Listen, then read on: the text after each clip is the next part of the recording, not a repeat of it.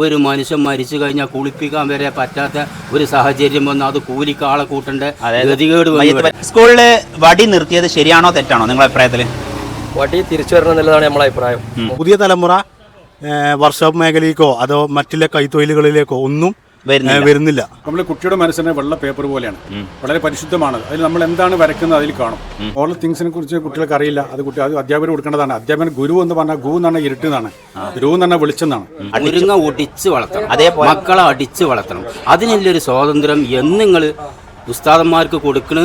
അത് മാഷാവട്ടെ, മൂല്യരാവട്ടെ, ആരാവട്ടെ. വാപ്പാനെ പേടില്ല, ഇമ്മാനെ പേടില്ല, സ്വന്തം ജ്യേഷ്ഠാഞ്ജന്മാരെ ഒട്ടും പേടില്ല. എൻ്റെ ഒരു അഭിപ്രായം എന്താ വെച്ചാൽ എല്ലാ നാട്ടിലും ഒരു ബോധവൽക്കരണം നൽകണം ഈ ലഹരിക്കെതിരെ.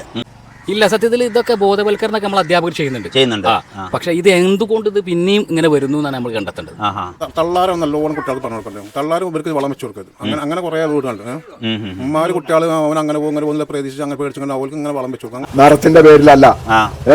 ആ പെണ്ണ് ആത്മഹത്യ ചെയ്ത് മരിക്കേണ്ടി വന്നത് നിറത്തിന്റെ പേരിലല്ല. ഞങ്ങളൊക്കെ പഠിച്ചിരുന്നെന്ന് ഞങ്ങളൊരു ഉസ്താദിനെ കണ്ടാൽ ഇവിടെ നീച്ചെന്നും ഉണ്ട് മഴക്കുത്തിക്കണി അത് അഴിച്ചിടുന്ന ഒരു പ്രവണത ഉണ്ടായിരുന്നു. അതിന്റെ കാരണം എന്ന് പറഞ്ഞാൽ കുട്ടികളെ തലമുറന്റെ പോക്ക് അങ്ങനെയാണ്. 8 വയസ്സായ കുട്ടികളെ കൂടി മൊബൈലാണ്. അപ്പൊ അതിന് കുട്ടികളൊക്കെ ചാടിപ്പോക്ക് ഓല ഇഷ്ടത്തിന് വിട്ടാല് ഓല് പിന്നെ രാത്രി പകലൊക്കെ വന്നുകാണ്ട് എപ്പോഴൊക്കെ സമയത്ത് വരുന്ന അറിയില്ലല്ലോ. സുബൈർ ബാപ്പാണ്. മക്കളുടെ വിഷയത്തില് നമുക്ക് എല്ലാവർക്കും വല്ലാത്തൊരു ആശങ്കയിലൂടെയാണ് നമ്മളൊക്കെ ജീവിക്കുന്നത്. അപ്പോൾ എൻ്റെ നാടായ വണ്ടൂർ കൂരാട്ടിലുള്ള എൻ്റെ സുഹൃത്തുക്കളുമായും ജ്യേഷ്ഠ സഹോദരങ്ങളുമായി സംസാരിച്ച കുറച്ച് വിഷ്വലാണ് നിങ്ങളെ ഇന്ന് കേൾപ്പിക്കുന്നത്. ഇന്നത്തെ വിഷയം പുതിയ തലമുറ എങ്ങോട്ട് എന്നുള്ളതാണ്. അപ്പോൾ അതുമായി ബന്ധപ്പെട്ട് നമ്മളെ നാട്ടിലെ എൻ്റെ ജന്മനാടായ കൂരാട്ടിലെ നാട്ടുകാർക്ക് എന്തൊക്കെ പറയാനുള്ളത് നമുക്ക് കേൾക്കാം. അപ്പോൾ നമ്മുടെ ഒരു പഴയകാല ഉസ്താദും സാമൂഹിക പ്രവർത്തകനുമായ അബ്ദുള്ള മുസ്ലിയാരോട് ആദ്യം ചോദിക്കാം. കാരണം ഒരുപാട് മക്കൾക്ക് വിദ്യ നുകർന്നു കൊടുത്ത ഒരാളാണ്. അപ്പോൾ ഇതുമായി ബന്ധപ്പെട്ട് നിങ്ങളോട് ചോദിക്കുകയാണെങ്കിൽ ഇപ്പോഴത്തെ ഈ പുതിയ തലമുറയുടെ ഭാവി എന്താണ്? അവർ കൈത്തോല് പഠിക്കുന്നില്ല, സ്കൂളിൽ ശരിക്കും പോകുന്നില്ല, അധ്യാപകരെ ബഹുമാനിക്കുന്നില്ല, മാതാപിതാക്കളെ ബഹുമാനിക്കുന്നില്ല. ഇതുമായി ബന്ധപ്പെട്ട് നിങ്ങൾക്ക് എന്താ പറയാനുള്ളത്? വാപ്പാനെ പേടില്ല, ഇമ്മാനെ പേടില്ല, സ്വന്തം ജ്യേഷ്ഠാഞ്ജന്മാരെ ഒട്ടും പേടില്ല. എന്നാൽ അതിലും ഉപരി അമ്മമാരെ, അതായത് ഇമ്മാൻ്റെ ആങ്ങളാരാണല്ലോ അമ്മമാരായി വരുന്നത്, അവരെയും പേടില്ല. പിന്നെ സ്കൂളിൽ പഠിപ്പിക്കുന്ന ഗുരുനാഥന്മാരാണ് മാഷന്മാർ, മദ്രസ പഠിപ്പിച്ചു കൊടുക്കുന്ന ഉസ്താദുമാർ. അവരെ ആരും ഉസ്താദുമാരെ മാഷന്മാരെ ഒന്നും പേടില്ലാത്ത ഒരു ചുറ്റുപാടിലേക്ക് ആണ് നമ്മളെ മക്കൾ.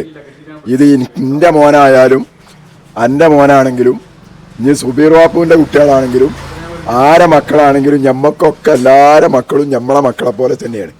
ഇന്ന് അങ്ങനത്തെ ഒരു പാശ്ചാത്യ പരിഷ്കാരത്തിൻ്റെ പിന്നാലെ കൊതിച്ചോടുന്ന, ചുരുക്കി പറഞ്ഞാൽ കള്ളിൻ്റെ, കഞ്ചാവിൻ്റെ, മയക്കമരുന്നിൻ്റെ അടിമകളായി മാറിപ്പോയി. കള്ള് കുടിച്ചങ്ങാണ്ടിപ്പോൾ ഒരു വ്യക്തി വീട്ടിലേക്ക് വന്നു കഴിഞ്ഞാൽ ഓനെ എങ്ങനെ സ്മെല്ലടിക്കും.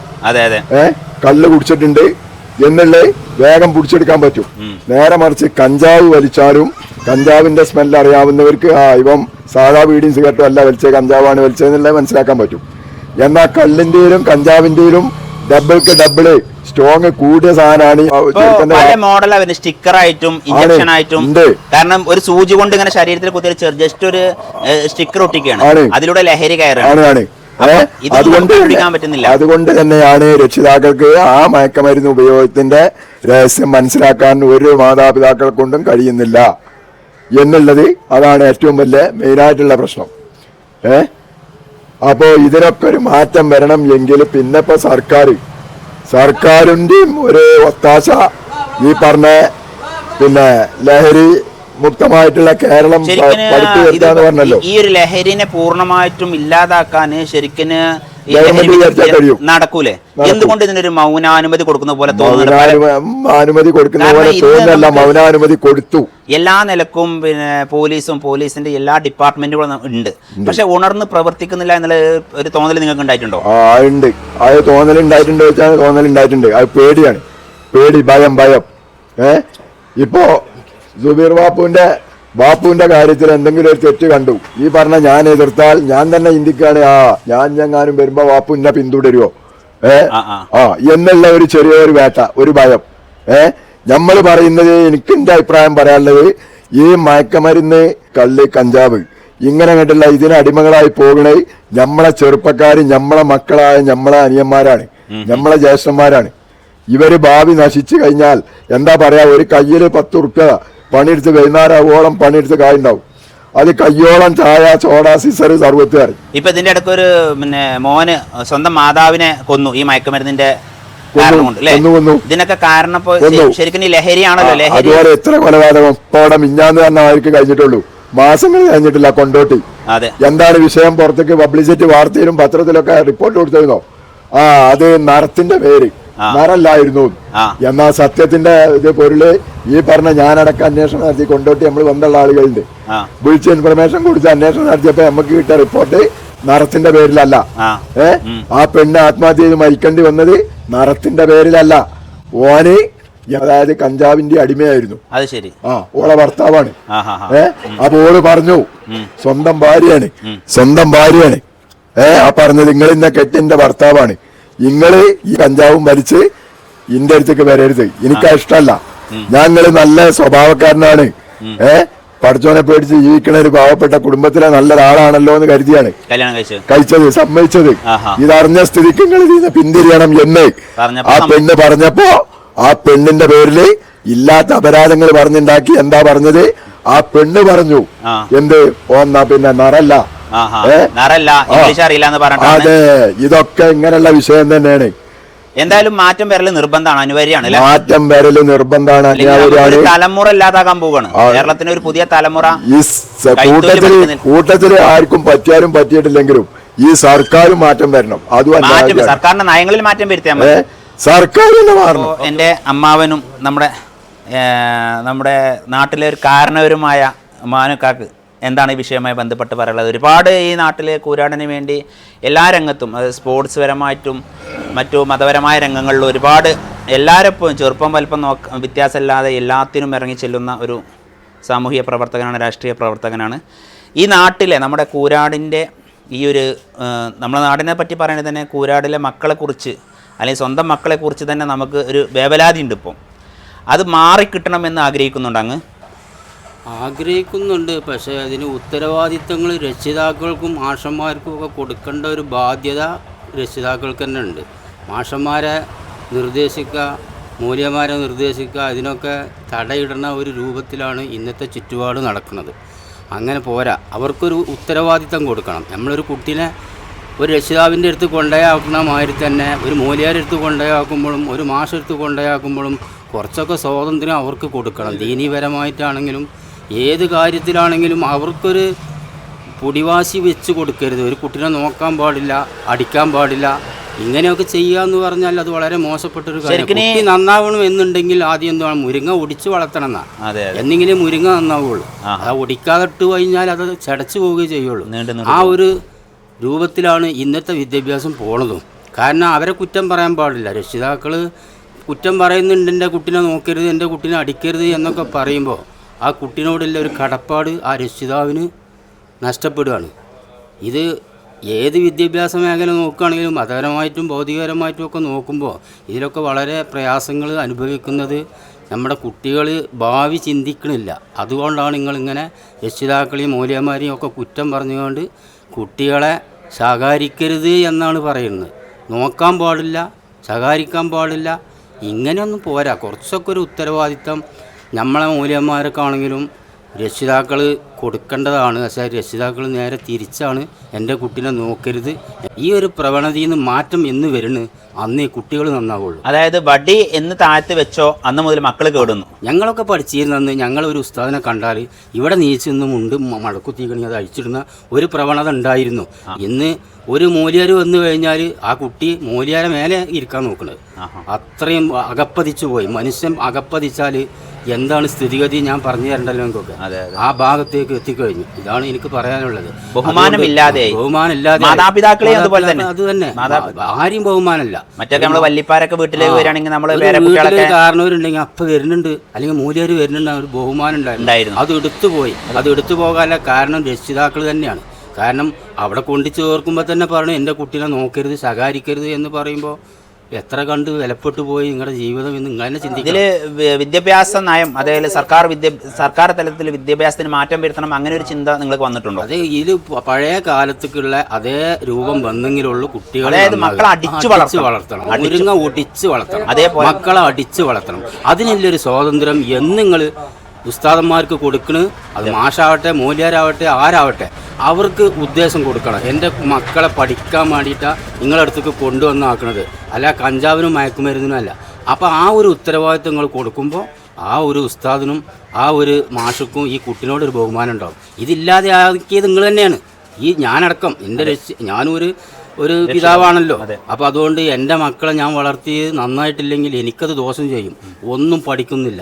ഇന്നത്തെ തലമുറ നോക്കുകയാണെന്നുണ്ടെങ്കിൽ ഭാവിയിൽ ഒരു മനുഷ്യൻ മരിച്ചു കഴിഞ്ഞാൽ കുളിപ്പിക്കാൻ വരെ പറ്റാത്ത ഒരു സാഹചര്യം വന്ന് അത് കൂലിക്കാളെ കൂട്ടേണ്ട ഗതികേട് പറയുന്നത്. എല്ലാം ഏത് മേഖല എടുത്തു നോക്കിയാലും ഞാൻ പറഞ്ഞു കൊണ്ടിരുന്നു ഒറ്റ വാക്കിൽ രക്ഷിതാക്കളെ ആ ഒരു നിബന്ധന എടുത്തു കളഞ്ഞ് അന്ന് മുതൽ കുട്ടികൾ നാശമായി. ഇപ്പം ഞാൻ ഇതുമായി ബന്ധപ്പെട്ട് മാഷോടും നമ്മുടെ നാട്ടിലെ ഉസ്താദിനോടും പറഞ്ഞു, എൻ്റെ മക്കളെ നിങ്ങൾ അടിച്ചു വളർത്തിക്കോ എന്ന് ഞാൻ പറഞ്ഞപ്പോൾ അധ്യാപകർ പറയാണ് നിങ്ങളത് പറയും, പക്ഷേ കുട്ടികൾ വരെ കേസ് കൊടുത്താൽ ഞങ്ങൾ ഉള്ളിലാകുമെന്നാണ് പറയുന്നത്.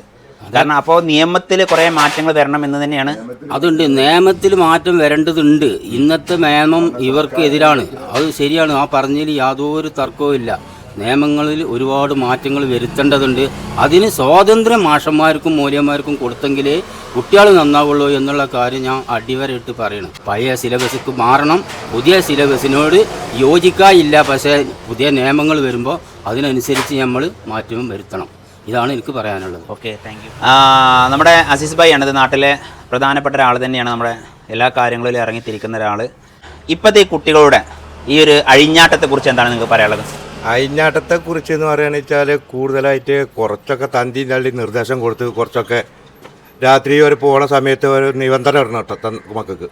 ഒരു 10 മണി കഴിഞ്ഞ് 9 മണി കഴിഞ്ഞാൽ പെരീക്ക് അടുക്കാനാക്കരുത്. അത് അല്ലെങ്കിൽ പിന്നെ പെരീക്ക് നേരത്തെ എത്താല്ല പണി എടുപ്പിക്കുക, അങ്ങനത്തെ പണി പഠിക്കുക. അല്ലെങ്കിൽ കുട്ടികൾ 9 മണി കുറച്ചൊക്കെ ഈ തള്ളാരും നന്താരും അതിൽ ഇതിലുമ്പോഴുള്ള ഒരു നിബന്ധന ഒന്നുമില്ല. അതുകൊണ്ട് തന്നെയാണ് ഈ വെറുതെ മാസ്റ്റർമാർ ഇതാകും എല്ലാവരും ആണ് ഇതിന് സന്ദർശിക്കുക. മാഷന്മാരെ പോലെ തന്നെ തന്തിയും തള്ളിയും എല്ലാവരും വേണം. ജ്യേഷ്ഠന്മാരുണ്ടാകും, ഓലൊക്കെ ഇതിന് തലട്ട് മുതിരണം. ഇപ്പൊ ഇന്നത്തെ കാലത്തെ പ്രണയവും കാര്യവും നമ്മുടെ കുട്ടിക്കാലത്തെ പ്രണയമൊക്കെ വ്യത്യാസമുണ്ട്. ഇപ്പത്തെ കുട്ടിക്കാലത്തെ പ്രണയം ഒന്നും അറിയാൻ പറ്റൂല. ഇപ്പത്തെ ഒന്നും അറിയാൻ പറ്റൂല. കാരണം നിങ്ങളെ കാലത്തിലെ പ്രണയത്തെ കുറിച്ച് അന്ന് പ്രണയം എന്ന് പറഞ്ഞാൽ നമുക്ക് ആവശ്യപ്പെട്ട ഒരു 10-20 വയസ്സാകണതിന്റെ മുന്നേ തന്നെ നമ്മൾ പെണ്ണെട്ടി. ഇപ്പൊ 23-24 വയസ്സായാലും കുട്ടികൾക്ക് പെണ്ണെട്ടാൻ പാടില്ല. ഇപ്പൊ ആദ്യം എന്താണ് അറിയോ, ആദ്യം എന്ന് പറഞ്ഞാല് ഇപ്പൊ 28-29 വയസ്സാകേണ്ട സന്ദർഭമാണ്. അപ്പൊ അതിന് കുട്ടികളൊക്കെ ചാടിപ്പോക്ക് ഇന്ന് മൊബൈൽ കൂടെയാണ് കൂടെ ചാറ്റ് ചെയ്യല്ലേ, ഒന്നും അറിയാൻ പറ്റില്ല. 16 ആയി കഴിഞ്ഞാൽ കുട്ടികളെടുത്ത് 8 വയസ്സായ കുട്ടികളെടുത്ത് കൂടി മൊബൈലാണ്. ഓരോ എടുക്കാതെ പോണി എടുക്കാതെ എത്തണമെന്നൊന്നും നമ്മൾ അറിയില്ലല്ലോ. അതിനൊരു നിയന്ത്രണമാണ്. മൊബൈൽ മേടിച്ച് അവനാണ് തന്തി തള്ളി അറിയുന്നവരാണ് ഇച്ചാ ഒന്ന് പരിശീലിക്കണം, ഒന്ന് പരിശോധിക്കുക, മൊബൈലൊക്കെ ഒന്ന് പരിശോധിക്കുക. അതൊക്കെ നിർബന്ധമാണ്. അല്ലാതെ ഇത് നടക്കൂല. മുട്ടായി പോലത്തെ സാധനങ്ങളുണ്ട് ഇപ്പം, പല രൂപത്തിലുമാണ്, പല മോഡലുകളുമാണ്. മുട്ടായി പോലും എല്ലാവരും ഇതിലും പല രൂപത്തിലും ഉണ്ട്. ഇപ്പൊ മുട്ടായി പോലെയാണ് ഇപ്പം മയക്കുമരുന്ന്. ഒരു ഗുളിക മോഡൽ അത് കുട്ടികൾ തൊള്ളയിലാണ് ഇട്ട് കഴിഞ്ഞാല് ഇപ്പൊ ചൂരടിക്കൂല, ചുയിങ്ങിന്റെ മോഡലൊക്കെ വേണം. അതുപോലെയാണ്. അപ്പൊ എന്തായാലും ഇതിനൊക്കെ രക്ഷിതാക്കളും തള്ളിയും തന്തി എല്ലാവരും ഇതിനെ ഇടപെട്ടുങ്ങാണ്ട്. ഇപ്പൊ ഞാനൊരു എന്റെ കുട്ടി നാശമായി കഴിഞ്ഞാൽ, കാരണം ജനങ്ങളോട് പറഞ്ഞു കഴിഞ്ഞാല് അങ്ങോട്ടും ഇങ്ങോട്ടും പറയുമ്പോ എന്റെ കുട്ടി മോശമാണ് എന്ന് നമ്മൾ പറയുമ്പോ കുറച്ചൊക്കെ തന്തിയും തള്ളി പാടില്ല. അങ്ങോട്ടും ഇങ്ങോട്ടും ശ്രദ്ധിക്കും. നമ്മൾ അങ്ങോട്ടും ഇങ്ങോട്ടും ശ്രദ്ധിക്കണം. കാരണം നമ്മൾ ഒരാളെ നമ്മളെ തുണക്കാരെ എന്റെ കുട്ടി മോശമാണ് എന്ന് പറഞ്ഞു കഴിഞ്ഞാൽ നമ്മൾ കുട്ടികളെ വിളിച്ചുങ്ങാണ്ട് ഒന്ന് ഉപദേശിക്കണം. അത് വേണം നമ്മൾ ഉപദേശിക്കാൻ. ഇന്നത്തെ കാലത്ത് അസീസ് നമ്മൾ ഒരു കാര്യം നമുക്ക് മനസ്സിലാവുന്നുണ്ട്. മുമ്പൊക്കെ പിന്നെ നിങ്ങളൊക്കെ കുട്ടിക്കാലത്ത് നിങ്ങളടുത്ത് എന്തെങ്കിലും ഒരു തെറ്റ് കണ്ടു കഴിഞ്ഞാൽ നിങ്ങളെ പിന്നെ ഫാദറിന്റെ സുഹൃത്തുക്കൾ നിങ്ങളെ ഉപദേശിച്ചിരുന്നു. എന്നാൽ ഇന്നത്തെ കാലത്ത് അങ്ങനെ ഉപദേശിക്കാൻ പറ്റില്ല. ഉപദേശിച്ചാൽ പറയാം, അപ്പൊ തന്നെ പറച്ചില്ല എന്താ വരുക കുട്ടി അജിന്റെ കുട്ടിനെ ചീത്തടുക്കലായി മാറും. എന്റെ കുട്ടിനെ ആരാടാന്ന് ചോദിക്കും. ഇന്നത്തെ കാലത്ത് നമ്മളൊക്കെ ഇപ്പത്തെ കുട്ടികൾ നിങ്ങളവിടേക്ക് ഇനി ഇതുവരെ നിങ്ങൾ അധികം വയറാക്കും നടന്നില്ല, ഞങ്ങളൊന്ന് നടക്കട്ടെ എന്നുള്ള പരിശീലനക്കാരാണ് ഇപ്പൊ കുട്ടി. അങ്ങനെ പറയണല്ലേ. എന്തായാലും നിങ്ങളുടെ വിലപ്പെട്ട അഭിപ്രായങ്ങൾക്കും നിർദ്ദേശങ്ങൾക്കും ഒരുപാട് നന്ദി പറയുകയാണ്. കാരണം വെച്ചാൽ നമ്മുടെ നാട്ടിലെ ഓരോരുത്തരിൽ നിന്നും ഓരോ വിവരങ്ങൾ നമ്മൾ ഈ പുതിയ തലമുറയെക്കുറിച്ച് അന്വേഷിച്ചുകൊണ്ടിരിക്കുകയാണ്. Okay, thank you. അല്ല, നിങ്ങളുടെ അഭിപ്രായത്തിൽ നിങ്ങളെ കുട്ടിക്കാലത്തുള്ളത് പോലെയാണോ ഇപ്പോഴത്തെ ലഹരികൾ? അന്നത്തെ പോലെ അല്ല ഇന്ന്. ഇന്നിപ്പോ എല്ലാ കുട്ടികളും ലഹരിക്ക് അടിമയാണ്. അതിന്റെ ഒരു കാരണം എന്താണ്? അതിന്റെ കാരണം എന്ന് പറഞ്ഞാൽ കുട്ടികളെ തലമുറന്റെ പോക്ക് അങ്ങനെയാണ്. അതുകൊണ്ട് അതില് രക്ഷിതാക്കൾക്ക് പങ്കുണ്ടോ, അതോ പിന്നെ മാതാപിതാക്കൾക്കാണോ കൂടുതൽ? മാതാപിതാക്കൾക്കും അധ്യാപകർക്കും ഒരുപോലെ പങ്കുണ്ടോ, അതോ ഈ സമൂഹത്തിന് പങ്കുണ്ടോ അതിനെ കുറിച്ച്? അതിലിപ്പോ പിന്നെ മാതാപിതാക്കൾക്കൊന്നും ഇപ്പൊ അതിൽ പങ്കില്ല. ചിലർക്ക് പങ്കുണ്ടാവും, ചിലവർക്ക് പങ്കില്ല. കാരണം നമ്മൾ ഈ വിഷയവുമായി ബന്ധപ്പെട്ട് പറയുകയാണെങ്കിൽ നമ്മളൊരു ചെറിയ കുട്ടീനെ പാല് കൂടി കഴിഞ്ഞ ഉടനെ നമ്മൾ അംഗനവാടി കൊണ്ടേക്കാണ്. പിന്നെ ഒരു 10ാം ക്ലാസ് കഴിഞ്ഞ കുട്ടീനെ നമുക്ക് കിട്ടണം, ഒന്നില്ലെങ്കിൽ കഞ്ചാവ്, കള്ള് ഇങ്ങനെ അടിമപ്പെട്ടാൽ കിട്ടണം. അതിനൊരു കാരണം എന്താണ്? സ്കൂളിൽ സിലബസിൽ വന്ന പ്രശ്നമാണോ, അതോ അധ്യാപകര് ഈ കുട്ടികളെ നോക്കാത്തതിന്റെ കാരണമാണോ? അതിപ്പോ തന്നെ ഒന്നാമത് അധ്യാപകര് നോക്കണില്ല, അവർക്ക് വേണ്ട രീതിയിൽ അറിവ് അവരെ തലച്ചോച്ചിക്ക് കയറ്റി കൊടുക്കുന്നില്ല എന്നുള്ളതാണ് സത്യം അല്ലേ? അതെ, അതാണ്. അപ്പൊ അതിന് മാറ്റം വരണം എന്നാണ് നിങ്ങൾ. അപ്പൊ നമ്മളെ കത്താബാക്ക വളരെ വിലപ്പെട്ട ഒരു അഭിപ്രായമാണ് പറഞ്ഞത്. അദ്ദേഹം നമ്മുടെ നാട്ടിലെ കോഴി കട നടത്തുന്ന ഒരാളാണ്. ഞങ്ങളൊക്കെ കോഴി വാങ്ങുന്ന സ്ഥലമാണ്. നല്ലൊരു മനുഷ്യനാണ്. കാര്യങ്ങളെക്കുറിച്ച് വളരെ വ്യക്തമായി അദ്ദേഹം പറഞ്ഞു. കൂരാടിൻ്റെ മാജിദ് ജാൻ എന്ന ആളടുത്താണ്, നമ്മുടെ സുഹൃത്താണ്, നമ്മുടെ വീഡിയോയിൽ ഒത്തിരി വന്നിട്ടുണ്ട്. അപ്പോൾ അദ്ദേഹം യാത്രയിലാണ്. അപ്പോൾ ഞാൻ പിടിച്ചു നിർത്തി അദ്ദേഹത്തിൻ്റെ വിലപ്പെട്ട ഒരു അഭിപ്രായം കേൾക്കാൻ വേണ്ടിയിരിക്കുകയാണ്. മാജിബായി, പിന്നെ നമ്മുടെ നാട്ടിൽ ലഹരി ഉപയോഗം ചെറുപ്പക്കാരിൽ കൂടിക്കൊണ്ടിരിക്കുക, ചെറുപ്പക്കാരിലും ചെറുപ്പക്കാരികളിലും ആൺ പെണ്ണ് വ്യത്യാസമില്ലാതെ ഈ ലഹരിയുടെ ഉപയോഗം കൂടിക്കൊണ്ടിരിക്കുകയാണ്. ഇതിനെക്കുറിച്ച് നിങ്ങളുടെ ആ ഒരു വേവലാതി അല്ലെങ്കിൽ ഉൾഭയം എന്താണ്? ഇതിനെക്കുറിച്ച് പറയുകയാണെങ്കിൽ പിന്നെ ഇപ്പോൾ ഒരു വേവലാതി കൂടി തന്നെയാണ് ഇപ്പോൾ നമ്മൾ പോണത്. കുട്ടികളെ പറഞ്ഞാൽ പുതിയ തലമുറയ്ക്ക് കുറച്ച് ലഹരിയൊക്കെ അല്ലേ മുന്നോട്ട് വരുന്ന ഒരുപാട് ഈ കാലത്തിൻ്റെ അവസ്ഥ ചിന്തിച്ച് നോക്കുമ്പോൾ വളരെ വിഷമമുള്ള സംഭവമാണ്. അപ്പോൾ ഇതിനു വേണ്ടി എല്ലാവരും രക്ഷിതാക്കളും സമൂഹം ഒറ്റക്കെട്ടായി ഇതിനു വേണ്ടി നമ്മളെ കുട്ടികളെ ഇതിനെതിരെ ഇതിനെ എങ്ങനെ മോചിപ്പിക്കാം എന്ന് ചിന്തിച്ച് നമ്മൾ പ്രവർത്തിച്ച് എല്ലാവരും നല്ലൊരു കൂട്ടായ്മയോട് കൂടി നമ്മളെ മക്കളെ രക്ഷപ്പെടുത്താന്നുള്ള പിന്നെ ഒരു ഒറ്റൊരു മനസ്സോട് കൂടി മുന്നിട്ടിറങ്ങണം. അതിലൊരു കാര്യം ചോദിക്കട്ടെ, ഇപ്പം ഇതിൻ്റെ ഇടയിൽ നമ്മൾ പത്രമാധ്യമങ്ങളിൽ കണ്ടു, ഒരു മൊബൈൽ വാങ്ങി വെച്ചിട്ട് ഒരു കുട്ടി അധ്യാപകന്റെ മേലെ കയർത്ത് സംസാരിക്കുന്നത്. അപ്പോൾ ഈ അധ്യാപകരും മക്കളും തമ്മിലുള്ള ആ ഒരു ബന്ധം കുറഞ്ഞതായിട്ട് നിങ്ങൾക്ക് തോന്നുന്നുണ്ടോ? നമ്മളൊക്കെ പഠിച്ചിരുന്ന കാലത്ത് നമ്മൾ മാഷ ആ ഭാഗത്ത് കണ്ട് നമ്മൾ ഈ ഭാഗത്ത് ഓടുമായിരുന്നു. ഇന്ന് അങ്ങനെയില്ല. ഇന്ന് കുട്ടികളെ കണ്ട മാഷ് ഓടുന്ന ഒരു കാലഘട്ടത്തിലൂടെയാണ്. അതെ, അങ്ങനെ ഓരോ സംഭവങ്ങളൊക്കെ ഉണ്ട്. പക്ഷെ എന്താ പറഞ്ഞാൽ ഇപ്പോൾ കുട്ടികളെന്ന് പറഞ്ഞാൽ ചിലത് എന്താണ് അതിന്റെ പിന്നെ അകത്തളത്തിൽ നമ്മൾ ഇറങ്ങി ചെല്ലണം, എന്താണ് സംഭവം എന്നില്ല.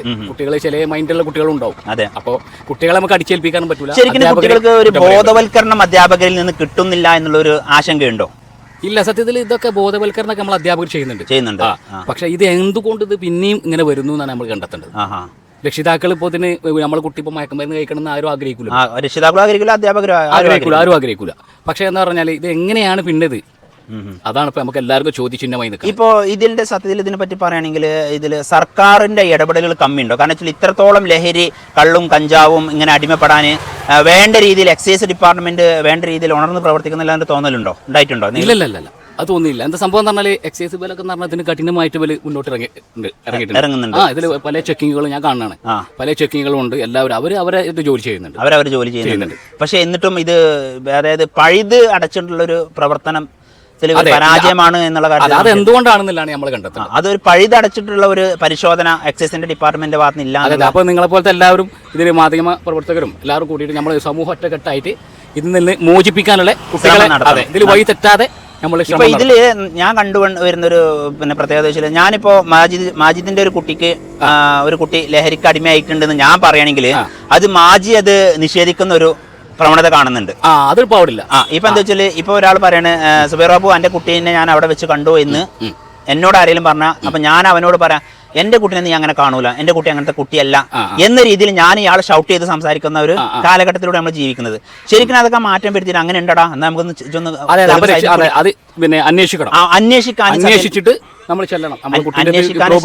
ഉണ്ടോ കണ്ടെത്തണം. അത് ബാധ്യസ്ഥരാവുന്നില്ല നമ്മൾ എന്നാണ്. കാരണം നമ്മളെ കുട്ടീനെ എപ്പോഴും പുകഴ്ത്തി പറഞ്ഞുകൊണ്ടും നമ്മളെ കുട്ടിയുടെ നെഗറ്റീവുകൾ നമ്മൾ ഇല്ലായ്മ കണ്ടിട്ട് പോസിറ്റീവാണ് നമ്മളെ കുട്ടിയെ കാണിച്ചുകൊണ്ടിരിക്കുന്നത്. അതല്ല, അപ്പൊ രക്ഷിതാക്കൾ ഇന്ന് ഇപ്പോൾ മറച്ചു വെക്കണം എന്ന് പറഞ്ഞാൽ കുട്ടികൾക്ക് ഇപ്പോൾ നൈസ് മനസ്സാണ് കുട്ടികൾക്ക്. അതെ. അപ്പൊ എന്തെങ്കിലും നമ്മൾ പറഞ്ഞു കഴിഞ്ഞാൽ കുട്ടികൾ അബദ്ധത്തിൽ ചാടുകയാണ്. നമ്മൾ പത്രത്തൊക്കെ ഒരുപാട് നമ്മൾ മരണപ്പെട്ടൊക്കെ കണ്ട്. അതെ. അപ്പൊ അതാവുമ്പോൾ രക്ഷിതാക്കളൊന്ന് വലിയാൻ ശ്രമിക്കും. കാര്യമല്ല കുട്ടിക്ക് റീമാർക്ക് വരിക, കുട്ടികൾ സമൂഹത്തിന്റെ ഇടയിൽ ചീത്തപ്പേര് വരുമോ പേടിയൊക്കെ കാരണം പലതും ഒളിച്ചു വെക്കുന്നു. ആ ഒളിച്ചു വെക്കലാണ്. അപ്പൊ ഇതിന്റെ പ്രത്യേകത എന്ന് പറഞ്ഞാൽ ഇങ്ങനെ എന്തെങ്കിലും കണ്ടു കഴിഞ്ഞാൽ നമ്മൾ സ്വകാര്യമായിട്ട് മോനെ വിളിച്ചിട്ട് മോനോട് ധരിപ്പിക്കുക. മോനോടും പറയണം, അതേ മോളാണ് മോളോടും അപ്പൊ പറയാം. എന്താ പറഞ്ഞാൽ കറക്റ്റ് ഇതിന്റെ ഭവിഷ്യത്ത് പറഞ്ഞ് കുട്ടികളെ മനസ്സിലാക്കിയിട്ട് നമ്മളിത് മോചിപ്പിക്കാനാണ് ശ്രമിക്കേണ്ടത്. അവരെ കുറ്റപ്പെടുത്താനോ അവരെ അതിക്രമിക്കാനോ ഒന്നും പറ്റൂല. അങ്ങനെ ചെയ്യാനും പാടില്ല. ശരി, ഓക്കെ, താങ്ക് യു. നിങ്ങളെ വിലപ്പെട്ട അഭിപ്രായങ്ങളും നമ്മുടെ എക്സൽ സ്കൂളിൻ്റെ പ്രിൻസിപ്പാളും നമ്മളെ നാട്ടുകാരനുമായ മാഷാണ് ഈ വിഷയവുമായി ബന്ധപ്പെട്ട് ചോദിച്ചത്. നിലവിലുള്ളവരെ ഭാവി സുരക്ഷിതമാക്കേണ്ടത് നമ്മുടെ ബാധ്യതയാണ്, രക്ഷിതാക്കളുടെ ബാധ്യതയാണ്, ഗവൺമെൻറ് ബാധ്യതയാണ്, ഉത്തരവാദിത്തപ്പെട്ടവരുടെ ബാധ്യതയാണ്. അതിനെന്ത് വേണമെന്ന് പറഞ്ഞാൽ നമ്മളൊരു വാഴ കുഴിച്ചിടുമ്പോൾ അതിൻ്റെ യഥാസമയത്ത് അതിന് വളം ചെയ്യണം. അപ്പോഴത് കൊല വെട്ടാൻ കഴിയുള്ളൂ. അതിൽ കുട്ടികൾ പഠിക്കുന്ന സമയത്ത് അവർക്ക് പ്രൊഫഷണലായിട്ട് ഏത് നിലക്കാണ് അവർക്ക് താല്പര്യം, ആ താല്പര്യമുള്ള വിദ്യാഭ്യാസപരമായ രീതിയിലുള്ള കഴിവും പ്രാപ്തി അവർക്ക് നൽകണം.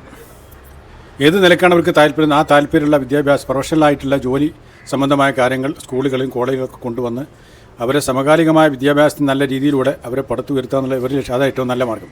അല്ലാതെ അവരെ കുറ്റപ്പെടുത്തില്ല. അവർ അവരെ മയക്കുമരുന്നിനും മറ്റും അടിമപ്പെട്ടു എന്നുള്ളതല്ല.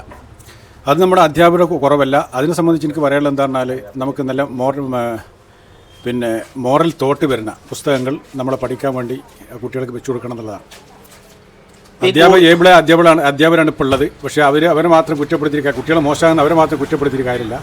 അപ്പോൾ മോറൽ സബ്ജക്റ്റും കൂടി ഇതിൽ ഉൾപ്പെടുത്തണം എന്നുള്ളതാണ് എനിക്ക് പറയാനുള്ളത്. ഈ കുട്ടികൾ ഇങ്ങനെ കൂടുതൽ മയക്കുമരുന്നിലേക്ക് അടിമപ്പെടാനുള്ള കാരണം എന്താണ്?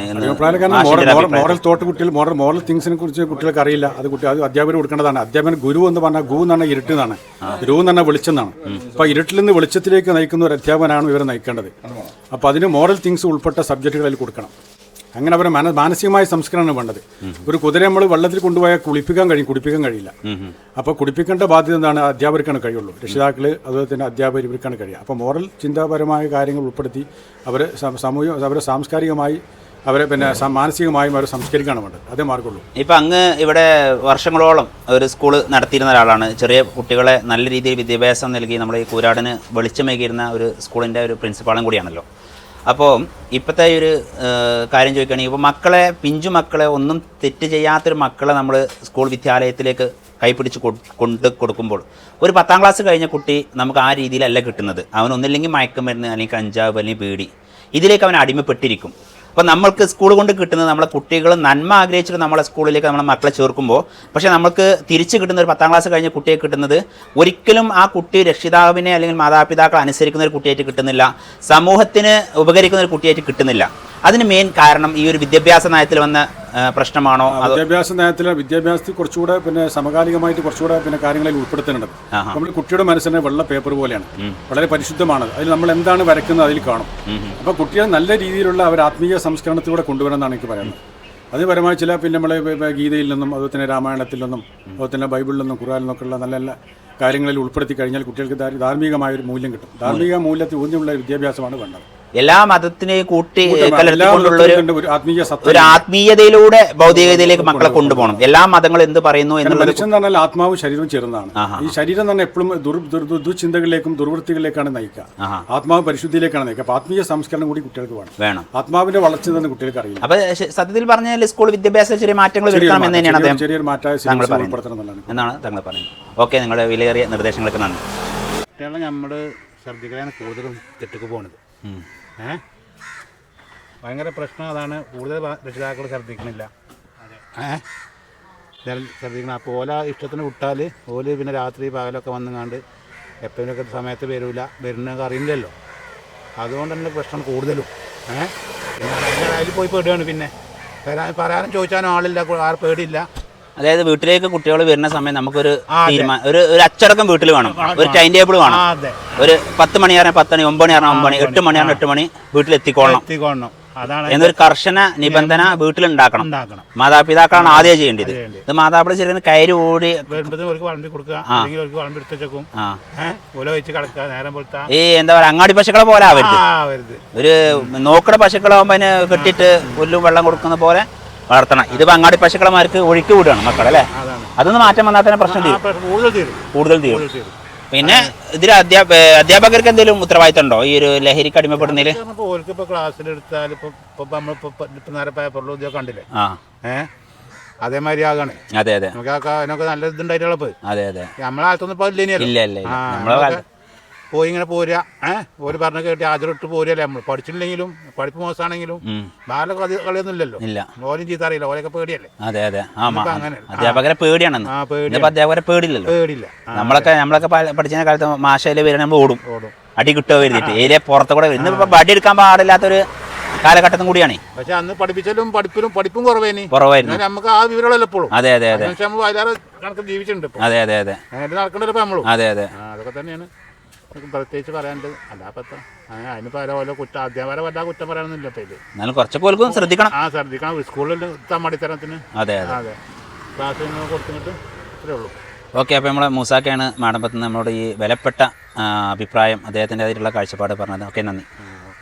നിസാമാണ് നമ്മളെ കൂടെ ഉള്ളത്. ഇപ്പോഴത്തെ ഒരു തലമുറയെക്കുറിച്ച് നിങ്ങളുടെ അഭിപ്രായം എന്താണ്? അതായത് ഈ തലമുറയെ കൊണ്ട് ഭാവിയിൽ ഇവർക്ക് എന്തെങ്കിലും ചെയ്യാൻ കഴിയുമെന്ന് തോന്നുന്നുണ്ടോ? തീർച്ചയായിട്ടും. പിന്നെ നമ്മളെ നാട്ടിൽ നിന്ന് ലഹരി ഉപയോഗം നടത്തുന്ന ചെറുപ്പക്കാർ അധികം ആയിങ്ങാണ്ട് ഓരോ പ്രശ്നത്തിലും, ഇപ്പോൾ അമ്മയെ കൊന്ന കേസ്, അതുപോലെ നമ്മളെ ഇത് കൂടെ കുറേ കംപ്ലൈൻറ്റുകൾ നമ്മൾ കാണുന്നുണ്ട്. തീർച്ചയായിട്ടും. അപ്പോൾ എന്താ വെച്ചാൽ പുതിയ തലമുറ വർക്ക്ഷോപ്പ് മേഖലയിലേക്കോ അതോ മറ്റുള്ള കൈത്തൊഴിലുകളിലേക്കോ ഒന്നും വരുന്നില്ല. കാരണം എന്താ? അതിന്റെ കാരണം ഓൾക്ക് പെട്ടെന്ന് പൈസ വേണം.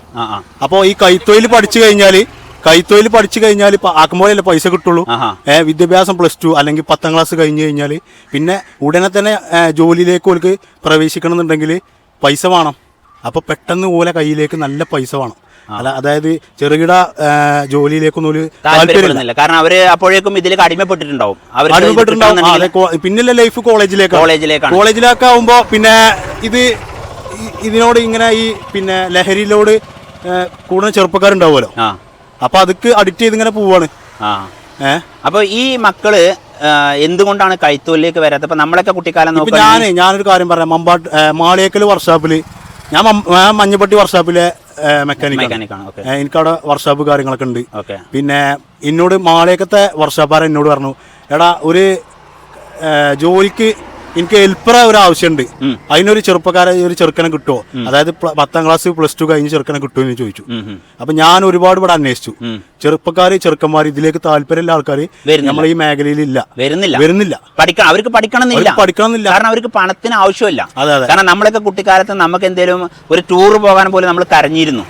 പക്ഷെ ഇന്ന് ആ കാലത്ത് മാതാപിതാക്കളൊക്കെ ചെയ്തു കൊടുക്കാണ്. ഇപ്പൊ നമുക്കൊക്കെ ഫോൺ ഉണ്ടായിരുന്നു. എവിടെ? ഇപ്പൊ ഐഫോൺ വേണം, വലിയ ഫോൺ വേണം, സാധാ ഫോൺ, ബൈക്ക് വേണം, ബുള്ളറ്റിന് മോൾക്ക് കാറ് വേണം. അതൊക്കെയാണ്. അതായത് ചെറുകിട ജോലിയിലേക്കോ അല്ലെങ്കിൽ അങ്ങനത്തെ ഒരു മേഖലയ്ക്ക് ചെറുപ്പക്കാർ എത്തുന്നു. എല്ലാ മേഖലയും ഇപ്പൊ സ്തംഭിച്ചുകൊണ്ടിരിക്കും. നമ്മുടെ നാട്ടിൻ പ്രദേശം നോക്കുന്ന റബ്ബർ മേഖലയിലേക്ക് മക്കളെ കിട്ടുന്നില്ല. ഒരാൾ പുതിയത് പഠിക്കുന്നില്ല, ടൈലർ മേഖലയിലേക്ക് വരുന്നില്ല, മെക്കാനിക് മേഖലയിലേക്ക് വരുന്നില്ല. പിന്നെ ഇപ്പൊ ബ്യൂട്ടീഷ്യൻ എന്ന് പറഞ്ഞിട്ട് കുറച്ച് മക്കൾ ഇറങ്ങുന്നുണ്ട്. വേറെ ഒരാളും ഒരു കഴുത്തോല് പഠിക്കുന്നില്ല. എന്താ സംഭവം വെച്ചാല് എല്ലാ കുട്ടികൾക്കും എന്താ വെച്ചാല് പെട്ടെന്ന് പൈസ കയ്യിലാവണം. എന്നാ ഉണ്ടാവൂല അവരെ പൈസ. ഇല്ലല്ല, 3000 4000 5000 കയ്യിൽ കണ്ടു കാണണം. അതാണ് ഓരോ ആവശ്യം. പക്ഷെ അത് നടക്കൂല. അപ്പൊ ഈ പിന്നെ പണിക്ക് ജോലി പഠിക്കാൻ വന്ന ചെറുപ്പക്കാർക്ക് എങ്ങനെ പൈസ ആരെ കൊടുക്കുക? പെട്ടെന്ന് കൊടുക്കൂല. എന്റെ ഒരു അഭിപ്രായം എന്താ വെച്ചാല് എല്ലാ നാട്ടിലും ഒരു ബോധവൽക്കരണം നൽകണം ഈ ലഹരിക്കെതിരെ. അത് ചെറുപ്പക്കാരെ വൈബൊക്കെ എങ്ങോട്ടാണ്. അപ്പൊ അതിനെതിരെ ഞാൻ ചോദിക്കട്ടെ, ബോധവൽക്കരണം നടത്തുന്ന ആൾക്കാരെ ഈ ലഹരി അടിക്കുന്നവരാണ്. അതാണ് മെയിൻ പ്രശ്നം. അങ്ങനെയുണ്ട്. ഇപ്പൊ നമ്മൾ പല സ്ഥലത്തും കണ്ടതാണ്. ബോധവൽക്കരണ ക്യാമ്പ് നടത്തുന്ന ആൾക്കാർ തന്നെ ഇത് കള്ള് കുടിച്ചിട്ട് ബോധവൽക്കരണം നടത്തുന്നുണ്ട്. നമ്മളെ സ്കൂള്, മഞ്ഞപ്പട്ടി സ്കൂള്, അതേപോലെ വാണിയമ്പലം, പൂക്കോടുമാട സ്കൂള്, എത്ര കുട്ടികൾ നമ്മൾ കാണില്ലേ? അപ്പോൾ അതിനൊക്കെ സ്കൂൾ മാനേജ്മെൻറ്റും സ്കൂളിലെ മാഷന്മാരും അധ്യാപകരും ഓലൊക്കെ കൂടിങ്ങാണ്ട് നാട്ടിലെ പൊതുപ്രവർത്തകരും ഓലൊക്കെ കൂടിങ്ങാണ്ട് ഒരു ബോധവൽക്കരണ ക്യാമ്പ് എല്ലാ നാട്ടിലും നടത്തി. അതോടൊപ്പം വേറെ ഒന്നും കൂടിയും ഇതിൽ നമുക്ക് സർക്കാരിന് ചെയ്യാനുള്ളത് വെച്ച് കഴിഞ്ഞാൽ ബോധവൽക്കരണ ക്യാമ്പ് ഒരു ഭാഗത്ത് നടത്തുമ്പോൾ മറ്റേ ഭാഗത്ത് അതായത് ലഹരിക്കെതിരെ വേട്ടയാടൽ കൂടണം. അതായത് ലഹരി ഡിപ്പാർട്ട്മെന്റിൽ, എക്സൈസ് ഡിപ്പാർട്ട്മെന്റിലേക്ക് കൂടുതൽ സ്റ്റാഫിനെ ഇറക്കിയിട്ട് ഒന്നും കൂടി ശരിക്കും ഒരു റൈഡിങ് നടത്തണം. നമ്മൾ ഈ മേഖലയിൽ കൂടെ ഒന്നും ഇല്ല. ഇപ്പോൾ പിന്നെ കാളിയാവ് റേഞ്ച്, അതേമാതിരി പൂക്കോടുംപാടം ഈ ഏരിയ, അതേമാതിരി നമ്മുടെ മമ്പാട്ടുമുല ഏരിയ, മഞ്ഞപ്പട്ടി ഏരിയ, അതിലൊക്കെ ഒന്ന് സ്ട്രോങ് ആക്കണം. മേഖലയിൽ കൂടെ അതേപോലെ ഈ നാട്ടിൽ കൂടി ഗ്രൗണ്ടിൽ കൂടി പോയതിൻ്റെ വാക്ക് കൂടെയൊക്കെ ഒന്ന് സ്ട്രോങ് ആക്കി കഴിഞ്ഞാൽ ഇതൊക്കെ കുറേ കുറക്കാൻ കഴിയും. ഇവര് ശരിക്കും ഈ എക്സൈസ് ഡിപ്പാർട്ട്മെന്റ് രാത്രി വൈകുന്നേരം 6 മണി മുതൽ 9 മണി നൈറ്റ് ഡ്യൂട്ടി ഒന്ന് സെറ്റ് ആക്കിയാൽ മതി. പക്ഷെ അവർ സെറ്റ് ആക്കൂല. നമ്മൾ പരാതി കൊടുത്താൽ തന്നെ നിങ്ങൾ ശരിക്കും പറഞ്ഞൊരു സ്ഥലം പറഞ്ഞു നമ്മൾ ബുദ്ധിമുട്ടിക്കും. സെറ്റ് ആക്കണം. അത് ഗവൺമെന്റ് എല്ലാ ഗവൺമെന്റുകളും ഒന്ന് ഉണർന്ന് പ്രവർത്തിച്ച ഒരു പരിധി വരെ നമുക്ക് തടയാൻ പറ്റും. Okay, thank U. നിങ്ങളുടെ വിലപ്പെട്ട അഭിപ്രായങ്ങൾക്ക് നന്ദി. ഗുരു ശിഷ്യ ബന്ധം ഇല്ലാതെ ആയിക്കൊണ്ടിരിക്കുകയാണ്. കാരണം പഴയതുപോലെ മൂപ്പളമല്ല. അതായത് ഇപ്പോൾ ഒരു പ്രായമുള്ള ആൾ ഇരിക്കുകയാണെങ്കിൽ ചെറിയ കുട്ടികളെ പോവുകയാണെങ്കിൽ ഒരു ബഹുമാനമില്ലാത്തൊരു കാലഘട്ടത്തിൽ നമ്മൾ ജീവിക്കുന്നത്. അപ്പൊ അത് എന്തുകൊണ്ടാണ്? സ്കൂൾ വിദ്യാഭ്യാസത്തിലെ നിലവാരമില്ലായ്മയാണോ? അതുകൊണ്ട് വിദ്യാഭ്യാസത്തിന്റെ ഇതുകൊണ്ട് പിന്നെ കുട്ടികൾ ഫ്രണ്ട്ഷിപ്പ് ആയിക്കോട്ട് പോയിങ്ങോട്ട് അങ്ങനെ കുട്ടികൾ മാനിപാപ്പാനിയും ബഹുമാനിക്കാതെ അങ്ങനെ അടിച്ച് ഇതായിങ്ങോട്ട് അങ്ങനെ നല്ല ഇത് വരുന്നതാണ് കുട്ടികൾ. കാരണം മുമ്പൊക്കെ നമ്മളെ ഉസ്താദ്മാര് പോവുകയാണെങ്കിൽ നമ്മൾ എഴുന്നേറ്റ് നിൽക്കും. ഇന്ന് നമ്മള് ഉസ്താദ്മാര് പോവുകയാണ് മുപ്പരയിൽ പോയിക്കോട്ടെ എന്നുള്ള ചിന്തയിൽ കൂടെയാണ് ബാപ്പയും ഉമ്മയുള്ള നിലയും പേരും കുട്ടികൾക്കില്ല. ഉമ്മയും ബാപ്പയും ഒക്കെ ഫ്രണ്ട്സാണ് ഏറ്റവും കൂടുതൽ ഫ്രണ്ട്സ് എന്താണോ പറഞ്ഞത് അതാണോ ലോകം. അതുപോലെ ഉമ്മാനെയും ബാപ്പാനെ പോലെ ഒഴിവാക്കിയിട്ട് ഫ്രണ്ട്സ് എന്താ പറഞ്ഞത് അത് കേട്ടു. അപ്പൊ ഇതിന്ന് എങ്ങനെ മാറ്റം വരുത്തണം എന്നാണ് നിങ്ങൾ ചിന്തിക്കുന്നത്? മാറ്റം വരുത്തണാല് ഒന്നാമത് മൊത്തത്തിൽ സർക്കാർ ഇടപെട്ടെങ്കിൽ നല്ലതാകും വേണം. പിന്നെ നാട്ടുകാരൻ തന്നെ സിലബസിൽ കുറെ മാറ്റം വരുത്തണം. പിന്നെ കുട്ടികളെ ചെറുപ്പത്തിൽ പഠിപ്പിക്കുമ്പോൾ അങ്ങനെ പഠിപ്പിക്കുന്നുണ്ട്. നല്ല മാറ്റങ്ങൾ അങ്ങനെ കുറെ വരണം. പിന്നെ ഈ വർദ്ധിച്ചു വരുന്ന മയക്കുമരുന്നിനെ കുറിച്ച് നിങ്ങളുടെ അഭിപ്രായം? ആ ഒരു വേവലാതി നിങ്ങൾക്കുണ്ടോ?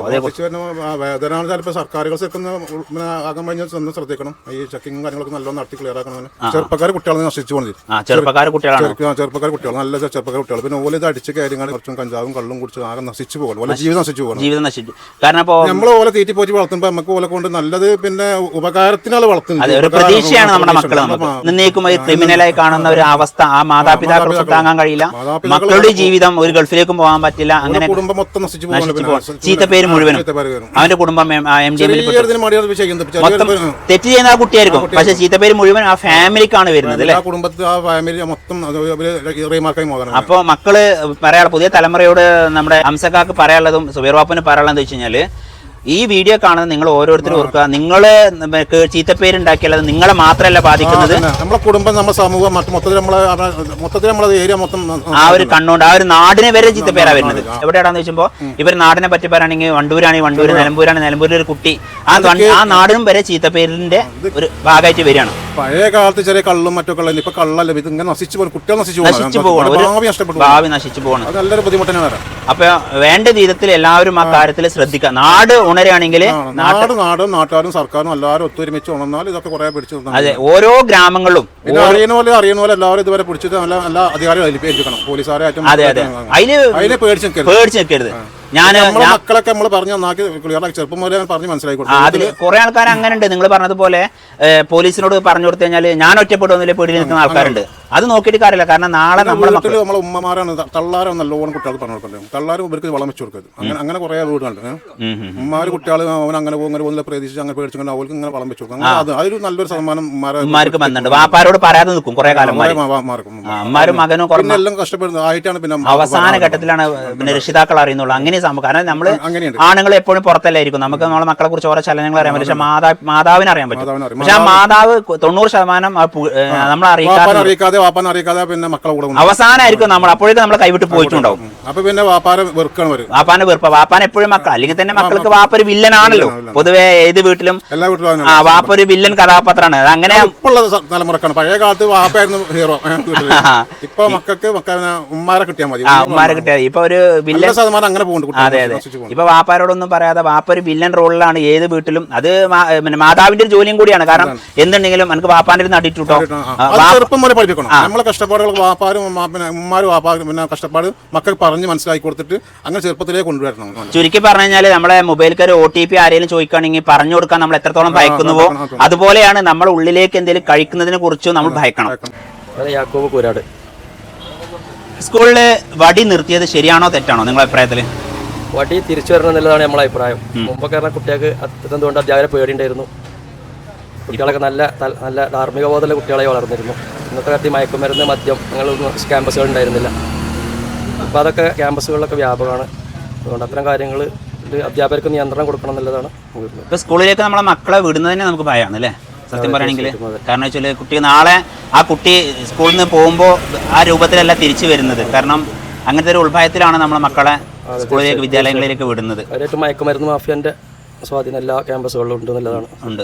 പക്ഷെ അതിന് ശരിക്കും സർക്കാർ തലത്തിലൊന്ന് അതായത് എക്സൈസ് ഡിപ്പാർട്ട്മെന്റ് ഒന്ന് ഉഷാറാക്കിയാൽ ശരിയാവുന്ന വിഷയമല്ലേ ഉള്ളൂ ഇത്? തീർച്ചയായും. പക്ഷെ അതൊന്ന് സർക്കാർ തലത്തിൽ അധ്യാപകരെ നമുക്ക് കുറ്റപ്പെടുത്താൻ പറ്റില്ല. അധ്യാപകർക്ക് സംബന്ധിച്ചതിൽ ഒരുപാട് നിയന്ത്രണങ്ങളുണ്ട്. ഒന്ന് ശരിക്കും നൈറ്റ് സ്ക്വാഡ് രൂപീകരിക്കണം ശരിക്കും. കാരണം നൈറ്റിലാണ് ഇപ്പോൾ ഇവിടെ കൂടുതലും ലഹരിക്ക് അടിമപ്പെടുന്നത് അല്ലേ മക്കൾ? അപ്പോൾ നിങ്ങൾക്ക് എങ്ങനെ പ്രത്യക്ഷത്തിൽ നിങ്ങൾക്ക് അറിയുന്ന ആരെങ്കിലും നിങ്ങളതായിട്ടുള്ള നിങ്ങളെ സുഹൃത്തുക്കളോ മക്കളോ അങ്ങനെ ആരെങ്കിലും ഇതിന് ലഹരിക്ക് അടിമപ്പെട്ടതായിട്ട് ഉണ്ടോ? ഇല്ല, അങ്ങനെ വ്യക്തമായിട്ട് നമുക്കറിയില്ല. നാട്ടിൽ പല ആൾക്കാരും പറഞ്ഞു കേൾക്കുന്നുണ്ട്. നാളെ നമ്മളെ മക്കൾക്ക് ഇത് വരുമോ എന്നൊരു ഭയം ഉണ്ടാവും. വരാനുള്ള സാധ്യതകളുണ്ട്.